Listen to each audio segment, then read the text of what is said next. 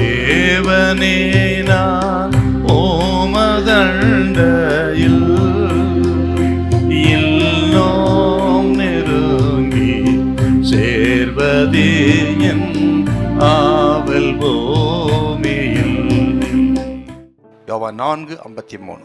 உன் குமாரன் பிழைத்திருக்கிறான் என்று இயேசு தன்னுடனே சொன்ன மணி நேரம் அதுவே என்று தகப்பன் அறிந்து அவனும் அவன் வீட்டார் அனைவரும் விசுவாசித்தார்கள்.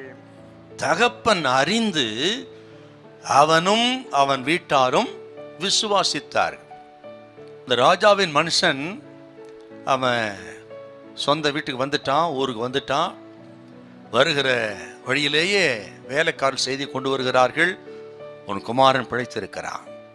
அவன் கேட்குறான், எந்த மணி நேரத்தில் இது நடந்தது? அவள் சொன்னார்கள், நேற்று சரியா 7ஆம் மணி நேரம். ஏன்னு கேட்டா, அதே 7ஆம் மணி நேரத்திலே தான் இயேசு அந்த வார்த்தை சொல்லிதான், நீ போகலாம், உன் குமாரன் பிழைத்திருக்கிறான் என்று சொன்ன அந்த மணி நேரம் சரியா 7ஆம் மணி நேரம். இப்போ உறுதிப்படுத்தி கொண்டான்.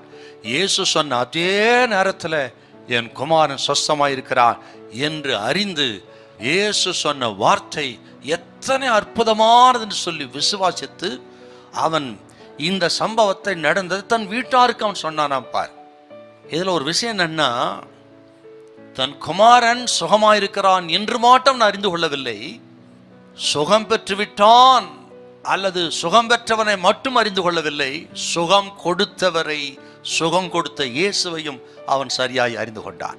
அருமையான கர்த்தரி பிள்ளைகளே, இந்த சத்தத்தை கேட்கிற உங்களை பார்த்து கர்த்தர் சொல்கிறார், நீங்கள் கேட்டுக்கொண்டிருக்கிற இயேசு யாருன்னு கேட்டீங்கன்னா, அவர் அற்புதமான தெய்வம், அதிசயமான தெய்வம், பாவத்திலிருந்து விடுதலையாக்குகிறவர், வியாதிலிருந்து விடுதலையாக்குகிறவர், சாபத்திலிருந்து விடுதலையாக்குகிறவர், நித்திய ஜீவனை கொடுக்கிறவர், நரகத்துக்கு தள்ளாதவர். அவர் நம்புகிற அத்தனை பேருக்கும் இதை செய்ய வல்லவர் என்பதை நீங்கள் அறிந்து கொள்ள வேண்டும்.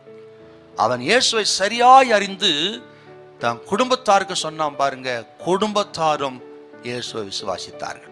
இன்னைக்கு நான் சொல்லுகிறேன், ஆண்டவரை அப்படி நீங்கள் அறிந்து கொண்டவர்களாக இருக்க வேண்டும். அவரால் ஆகாதது ஒன்றுமில்லை. அவர் கரத்துக்கு ஒரு காரியம் வந்துவிட்டால் வெறுமையா அனுப்பிவிட மாட்டார், துக்கமுகத்தோடு அனுப்பிவிட மாட்டார். அவரை தொட்ட அத்தனை பேரும் சொஸ்தமானார்கள். இயேசுவை அறிந்த, அவருடைய அற்புதத்தை அனுபவித்த, ரட்சிப்பை அனுபவித்த நீங்கள் அடுத்தவர்கள் சொல்லி அவர்களை நடத்தணும். நீங்கள் இந்த சத்தத்தை கேட்கிற பிள்ளைகளுக்கு உங்களுக்கு அற்புதத்தை செய்து இயேசுவை இன்னொரு அறிந்து கொள்ளவும், அவரை பின்பற்றவும், அவர் கொடுத்த அற்புதத்தை உங்கள் வாழ்க்கையை அனுபவிக்கவும் கர்த்தர் உங்களுக்கு உதவி செய்வார். கர்த்தர் கைவிட மாட்டார். ஹல்லேலூயா, ஹல்லேலூயா.